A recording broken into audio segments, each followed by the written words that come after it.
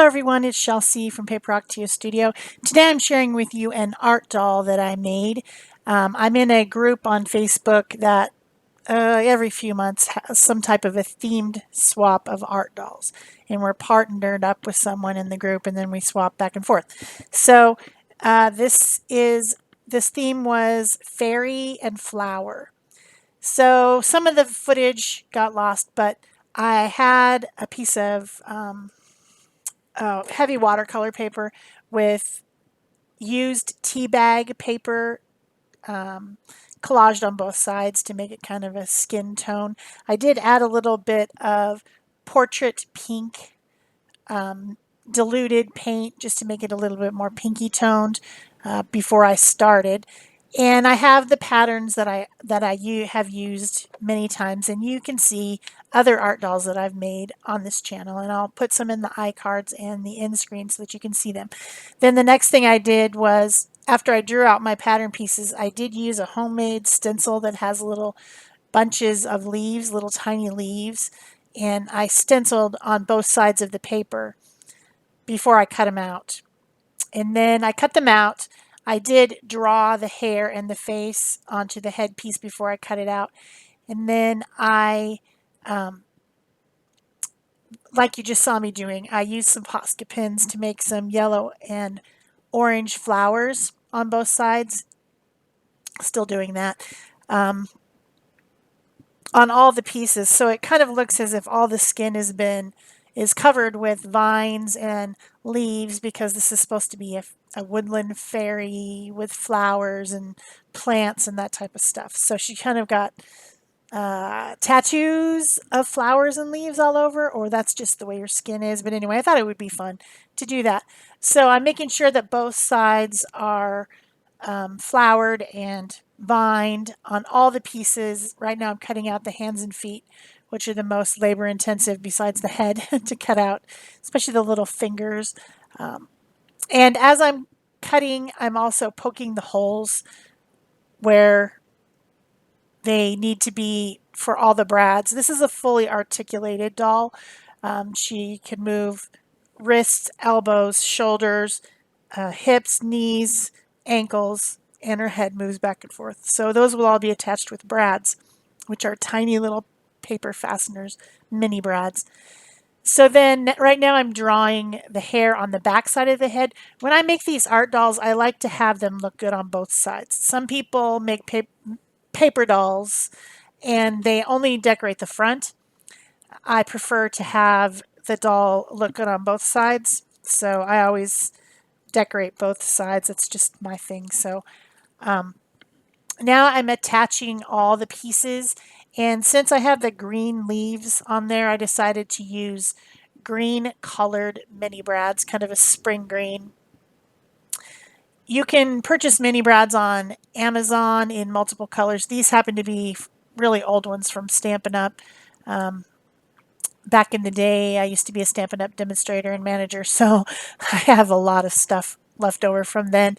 And these would be green galore painted. That was one of their colors, painted mini brads. But they look good because of the green leaves. Otherwise, I wouldn't ever use green ones, but I thought they looked good with all the green leaves stenciled on there. So I'm attaching at the hips, the knees, the shoulders, the elbows, and then I'll put the feet on and the hands, and then everything is attached. And she becomes a little naked person. She's not really naked. She's got flowers and leaves all over her. So sometimes they're much more naked than this, as you'll see if you watch any of my other videos of making art dolls. I make them anatomically correct, so in a lot of cases. But she just kind of looks like she's wearing a nude colored bodysuit. So these two pieces of cardstock have, I believe, some gel printing on them. They were sent to me by someone. This time, for my doll, I'm using a lot of die cuts and things like that were sent to me by people in Happy Mail. I realize I have so many of these things, these Happy Mail pieces that people send me. I need to use them. So I attached those back to back. They both have kind of a leaf pattern on them. and set them aside to dry. I use Liquitex Matte Gel Medium to glue them together so that there would be a front and back because, like I said before, I want the back to have pattern also. So then I'm taking some leaf green archival ink and sponging all around the edges. You know, when you cut this thick of paper, there's a white edge, and I like to just sponge everything so that that white edge is not left, and it just gives kind of a green glow around everything and makes it look more finished. Then I cut this back-to-back piece of cardstock out into half and drew some wings because flower fairies have wings, right? It won't be a fairy if it doesn't have wings. So I drew it on one side, cut it out, and then I laid it over the other side and cut it out so that they're the same, but in opposites basically.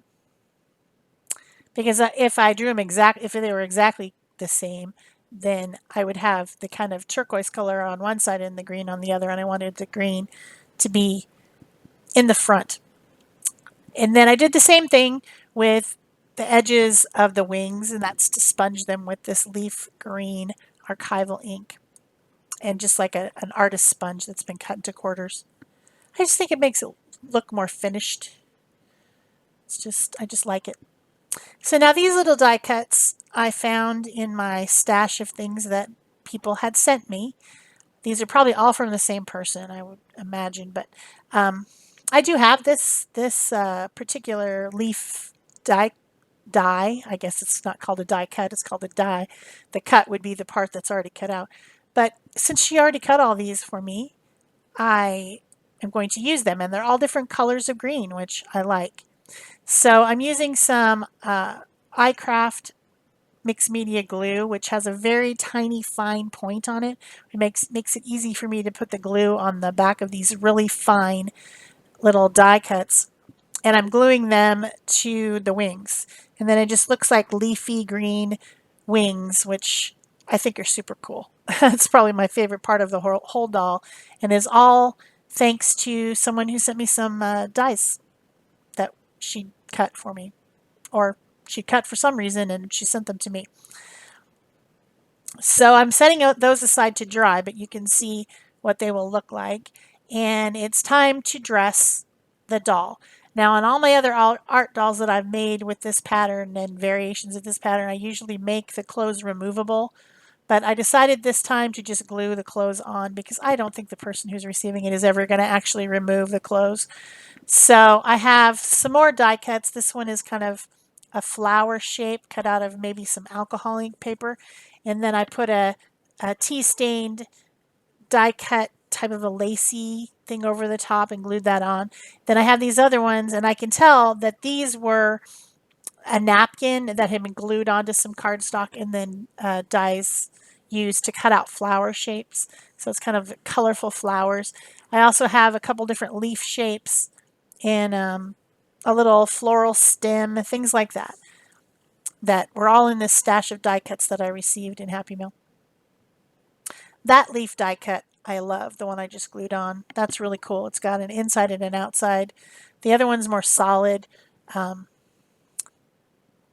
putting the flowers on over her top to make like a little bikini top and tucking in another little leaf shape. And then I cut the flower shape in half, and I'm gluing half on the front, half on the back to make a little skirt to cover her bottom parts. I'm making sure not to put the glue where the brads are so that she'll still be able to move. All the brads are loose and able to be repositioned in different ways. I'm still using that iCraft glue for the whole project. Then I decorate up her little skirt with some more of the little flower pieces, some leaf, just, to make it something that a flower fairy would wear, because if it's a flower fairy, she's going to wear flowers, right? So I could have colored these little white pieces before I glued them on, but I ended up coloring them after the fact. After I first when I put them on, I thought they looked pretty cool, just white. But then I eventually decided that I thought they would look better just a little bit toned down from the white. So it was a change. Then I'm putting some of the flowers on her back as well because she looked pretty naked back there with just the skirt. Just adding little bits and pieces to fill in the design and make it more interesting.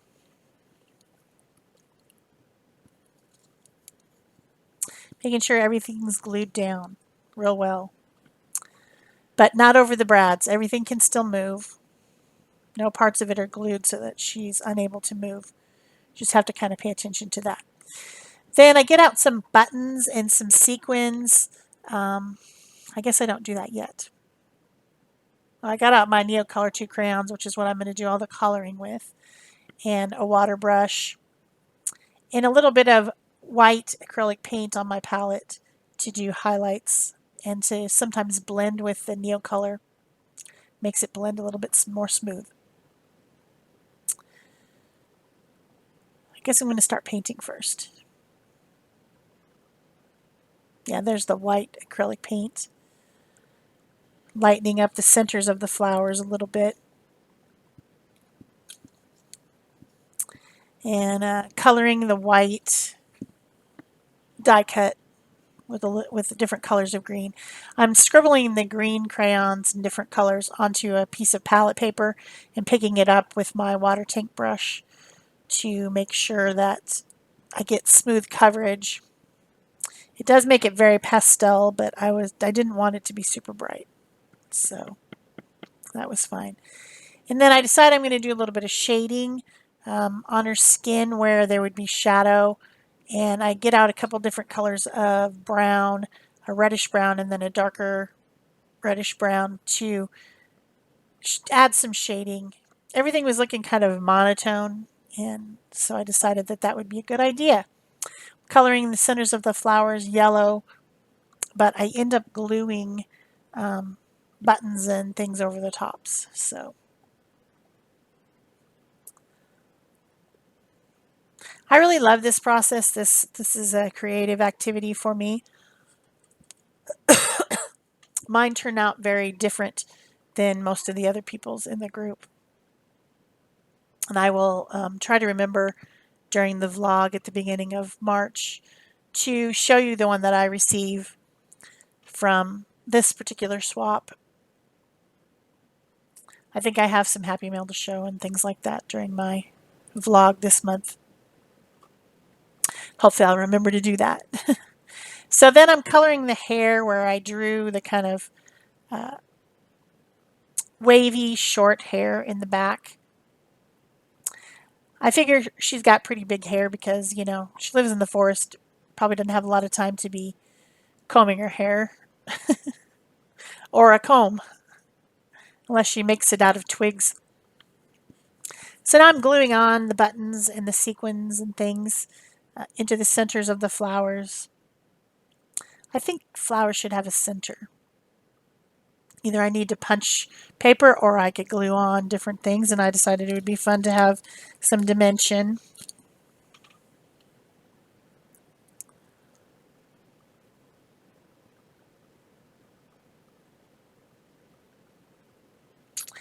Now I'm getting out a Stabilo All pencil. This is what I'm going to use for my darks and my illustration lines today.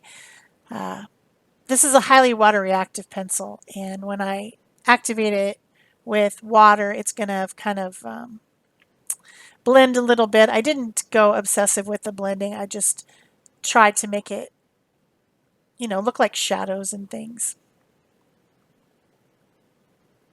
So that's the back side of her head.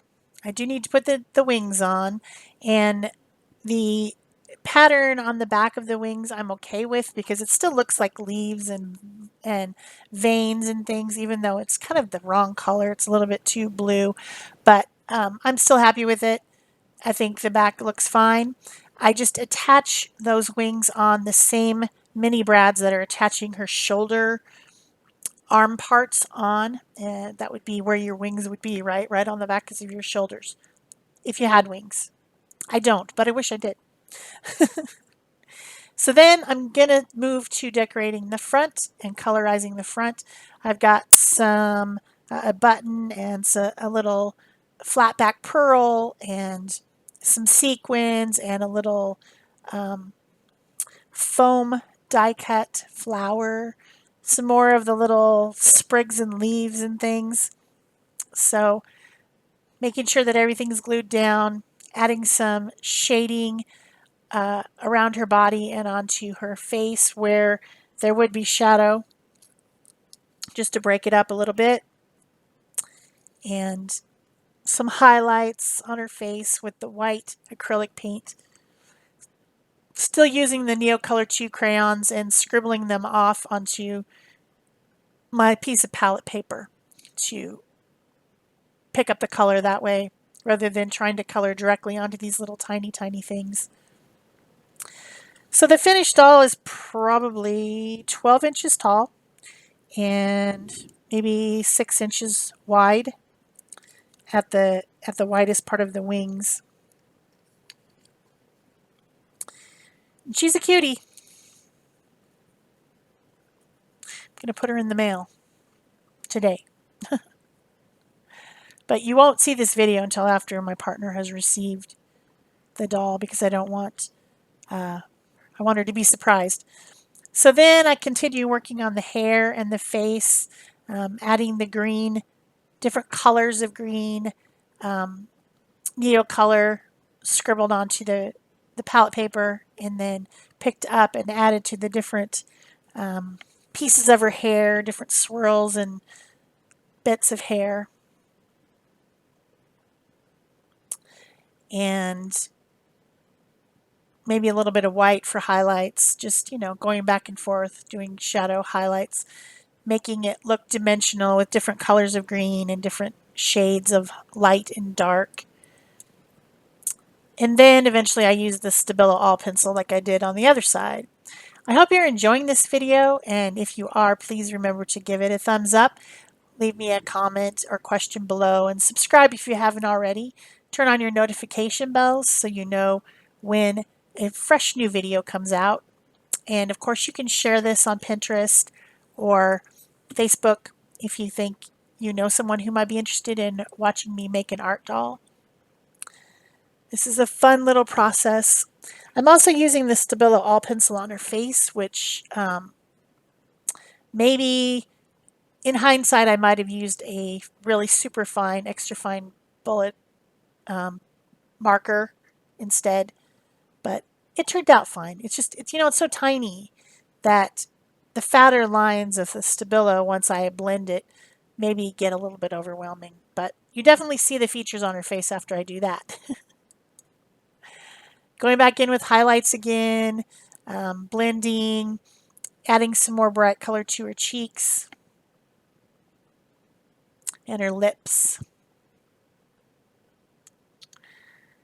And using the acrylic to lighten up the edges of the little lacy stuff so you can see it a little bit. And then also I'm going to do that, lighten up the white part of her eyes. Because remember, this paper is tea stained paper from tea bags that I collaged onto watercolor paper. So it's pretty dark.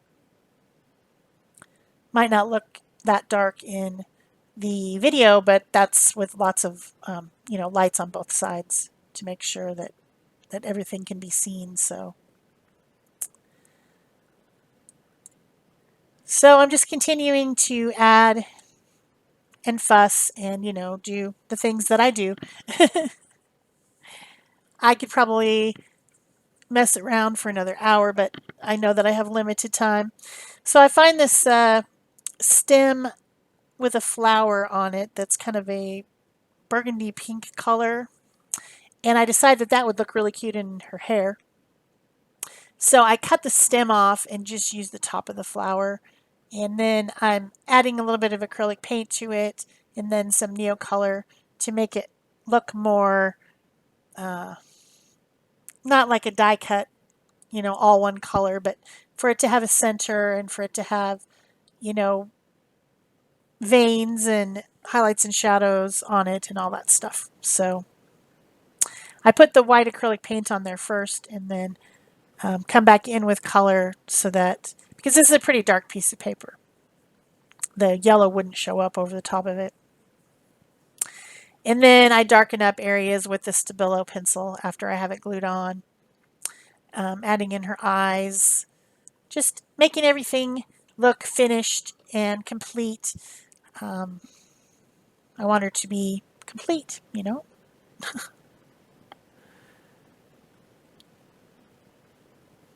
I do this on the other side as well. Add a sequin to the center of the flower to give a little bit of a shiny highlight.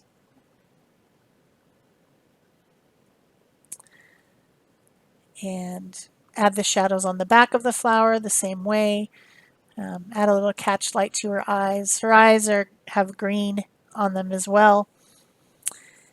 And then the last thing that I do is to add glitter. I have some glitter glue that's copper colored, and I thought that it would look really nice with all these warmer tones. And so I put it around the flowers, the wings, the